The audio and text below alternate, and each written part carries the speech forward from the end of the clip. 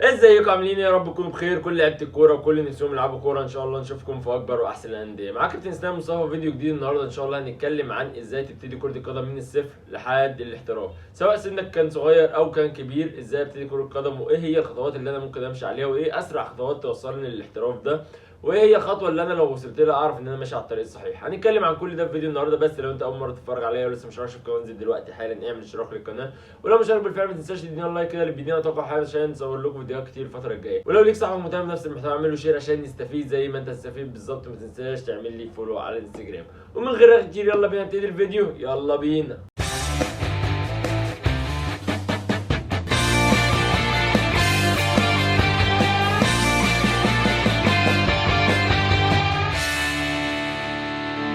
فيديو النهارده هنتكلم اكتر وهيستفاد منه اكتر الناس المبتدئه في كره القدم. ناس كتير كلمتني ازاي ابتدي كره القدم وايه هي الخطوات اللي انا اقدر امشي عليها من الاول كده عشان اوصل للاحتراف او اوصل ان انا العب في نادي من الانديه الكبيره او من الانديه الكويسه. هنتكلم عن كل ده، سواء سنك صغير هنتكلم عنه لوحده وسواء سنك كبير هنتكلم عنه لوحده. تاني حاجه، الناس اللي مستنيه بتكلمني عشان الموضوع شركه التسويق ان شاء الله انا بنظمها وبظبطها، لان الموضوع هيبقى شامل كل الاعمار، فمحتاج تنظيم اكتر عشان الموضوع يقدر ان هو يمشي في طريقه الصحيح. وهقول لكم الخطوات اللي انا بداتها ووصلت لحد فين في فيديو قريب جدا ان شاء الله. استنوا فيديو شركه التسويق اللي انا هعملها باذن الله. اول حاجه لازم تعرف ان انت كل ما يكون سنك صغير هيبقى الموضوع اسهل كتير.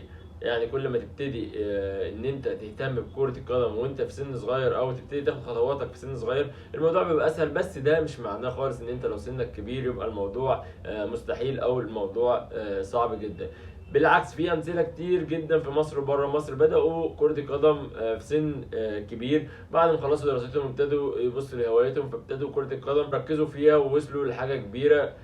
بس الموضوع ده محتاج قوه مضاعفه او بتطلع مجهود السنين اللي انت قعدتها كله بتحاول ان انت تعوضه، فبتشتغل اكتر وبتيجي على نفسك اكتر. هنمسك حاجه حاجه. نتكلم الاول عن لو انت سنك صغير. بس قبل ما نتكلم لازم تعرف ان انت لازم في تضحيات هتقابلك لازم تعملها، في شغل مبذول لازم هتعمله. من التضحيات دي ان انت هتتعب جدا في ان انت توفق بين الدراسه وكره القدم. كرة القدم انت بتسعى فيها وبتعمل كل مجهودك فيها، بس في الاول في الاخر ده بيبقى رزق. نصيبك ممكن تكمل، ممكن توصل حاجه كبيره، ممكن ما تكملش وتكون عندك موهبه. فبرضه لازم ما نهملش الدراسه، لان برضه دي لو انت لا قدر الله الدنيا ما ظبطتش معاك في كرة القدم لازم يبقى في حاجه لمستقبلك تقدر ان انت تبني عليها مستقبلك.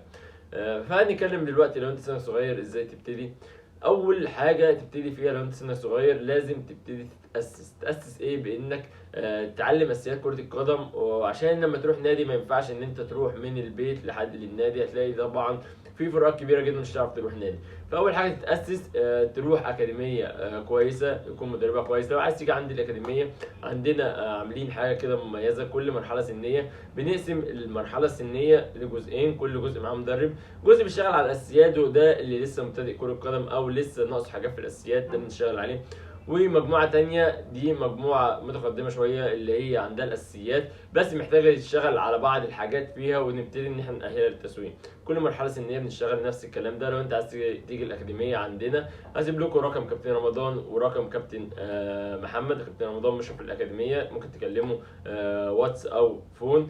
رقم كابتن محمد اداري الاكاديميه ممكن تكلمه على الواتس والارقام في الشاشه تحتين. تاني حاجه بعد ما توديه الاكاديميه لازم الاكاديميه تتاكد او تتكلم مع مدير الاكاديميه تعرف اهداف الاكاديميه ايه اخر مرحله عندهم بيقفوا عنها. هل الاكاديميه بس تاسيس بس وشكرا ما بتقدرش تستفاد منها، وتتابع الشغل الاكاديميه القديم وتعرف ايه الخطوات اللي هم ماشيين عليه. هل الاكاديميه بعد التاسيس بيبتدي ان هو يعمل احتكاكات مع فرق ومع اكاديميات او مباريات بحيث ان الولد يتعود على الاحتكاكات والمباريات وكل ده.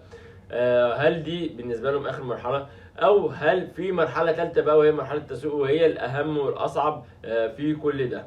فانت لازم تعرف على اهداف الاكاديميه اللي انت رايح تودي ليها ابنك او انت رايح تروحها. لازم تعرف اهداف الاكاديميه ايه ولازم تعرف شغالين ازاي وعلى انه اسس، وهل المدربين دي فعلا مدربين دارسه ومدربين لعبوا كره قدم قبل كده ومارسوها. كل ده مهم جدا قبل ما تودي ابنك الاكاديميه دي، لان اللي هيتزرع في ابنك وهو صغير هو ده اللي هتكمل عليه بعد كده. فمهم جدا اختيار الاكاديميه، هتفرق معاك جدا جدا. تاني حاجه، لو انت ولي امر لازم ما تبقاش ضاغط على ابنك ان انت لازم تبقى لعيب كوره ولازم توصل والكلام ده كله. خليك داعم ليه، يعني كل تمرينه تحمسه، هاي النهارده احسن، النهارده عملت حاجه كويسه شفتها، النهارده في افضل من اللي فات.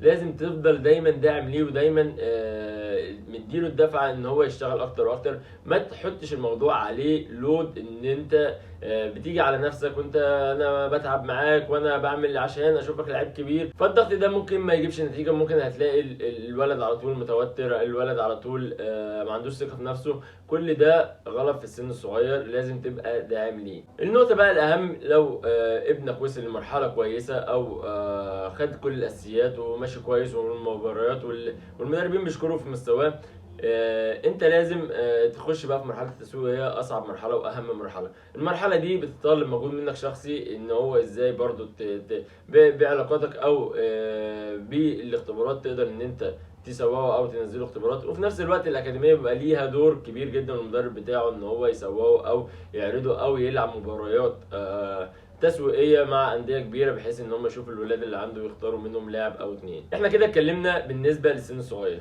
بالنسبه للسن الكبير بقى نتكلم. السن الكبير عنده مشكله طبعا، انت محتاج تعوض السنين اللي فاتت كلها، فمحتاج تشتغل على نفسك كويس جدا.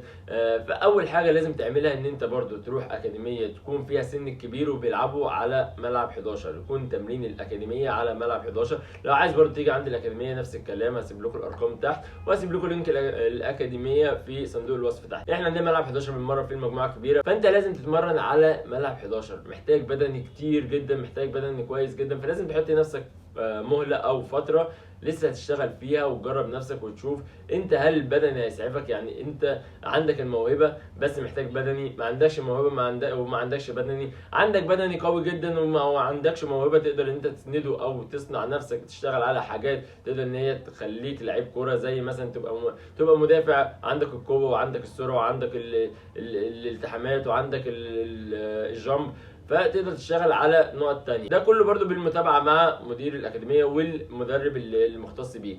فأنت هتدي لنفسك مهلة لا تقل عن 5-6 شهور تمرين، وبعديها تبتدي تبان لك ملامح مستواك او الدنيا عامله ازاي، ان انت تقدر تكمل او محتاج شويه شغل تاني، او تبتدي ان انت بقى الخطوه اللي بعد كده اللي انت تنقل ليها، وهي ان انت تشوف نادي استثماري. لان التحاقك بنادي كبير مره واحده من بيت لحد النادي او تمرين في اكاديميه فتره قليله وتروح النادي، بتبقى الفرصه صعبه جدا ومحتاجه ان انت عشان تروح بيسالك انت لعبت فين قبل كده. الموضوع بيبقى صعب، محتاج احتكاكات ومحتاج لعب قبل كده. فانت بتبتدي تشوف نادي استثماري بمقابل مادي مش كبير، مش شرط يكون اسم النادي كبير، لا اسم اي نادي، ان انت بس تلعب دوري وتحتك باللعيبه، ودي من خلاله ممكن تسوق نفسك وبتشوف نفسك هل انا اعلى من اللعيبه دي اقدر اروح النادي، ولا انا لسه مستواي لسه بعيد، او انا محتاج شغل وهبقى مستواي عالي. كل ده برضو بالمتابعه مع مدربك، هو يقدر اكتر واحد يقدر يقول لك انت ناقص لك ايه وايه الخطوات اللي انت المفروض تمشي عليها بعد كده. طب ايه الخطوه اللي انا لو وصلت لها يبقى كده انا ماشي في الطريق الصح، او ان شاء الله كده انا ماشي في تحقيق حلمي؟ الخطوه اللي انت لو وصلت لها تعرف ان انت كده في الطريق الصح، ان انت تروح نادي او نادي يطلبك ان انت تروح نادي من غير اي مقابل مادي. تبتدي تعرف ان انت ماشي على الطريق الصح. انت الاول دخلت اكاديميه، بعد كده دفعت فلوس عشان تلعب، بعد كده الخطوه المهمه ان انت ما تدفعش فلوس عشان تلعب، مش مهم تاخد، المهم تلعب من غير مقابل مادي. ده كده انت ماشي على الطريق الصح. الخطوه اللي بعديها هتلاقي نفسك ربنا بيكرمك بتروح نادي اكبر وبتاخد مقابل مادي. فدي الخطوات اللي انت ممكن تمشي عليها، ولازم تكون مدربك موثوق منه او ليه تاريخ في الكوره او ليه تاريخ في التدريب. كل ده بيساعدك ان انت تقطع مسافات كبيره في وقت قليل. هنيجي بقى المرحله الاصعب، وهي مرحله التسويق من خلال المباريات في الدوري الاستثماري، في الدوري مع نادي استثماري. عندك 3 طرق. اولا تصوير المباريات، ممكن تصور مبارياتك وتبتدي ان انت تعرضها على الناس. تاني حاجة من خلال وكيل يشوفك، يكلمك، يتابع معاك، يبتدي يعرضك على الأندية. تالت حاجة وهي عن طريق مدرب النادي، عن طريق الماتشات الودية التسويقية بيبتدي إن هو يعرض لعيبته على المدربين وعلى الأندية، بحيث إن هو يشوفوا إذا كان في لعيبة ممكن تتاخد ولا لا، وممكن يكون نصيبك من اللعيبة دي. دي الطرق اللي انت ممكن تمشي عليها، او الخطوات اللي انت ممكن تمشي عليها سواء سنك كبير او صغير. الفيديو ده طلبوا مني ناس كتير، فحبيت الخص لكم الخطوات دي كلها، او من خبرتي ان انا الخص لكم كل حاجه ممكن تعملها.